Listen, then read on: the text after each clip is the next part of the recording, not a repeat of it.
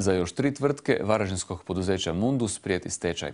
Na Varaždinskom trgovačkom sudu danas je održano ročište radi utvrđivanja uvjeta za otvaranje stečaja nad tvrtkama Mundus Tvornica Stolica, Tvornica namještaja te nad tvrtkom Mundus Transport i usluge. Tvornica Stolica ne radi već 15 godina, a u neprekidnoj blokadi gotovo 14,5 godina.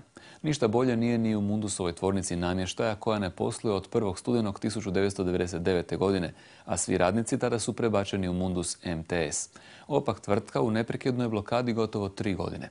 Mundus Transport i usluge neprekidno je u blokadi gotovo 7,5 godina. O pokretanju stečaja u spomenutim Mundusovim tvrtkama sud će odluku donijeti pismenim putem. Sljedeći tjedan održat će se ročište radi utvrđivanja uvjeta za otvaranje stečaja nad preostalim tvrtkama Mundus MTS, Mundus Stručni poslovi, Mundus Trgovina i Mundus Varaždinska tvornica tapeciranog namještaja te Topola.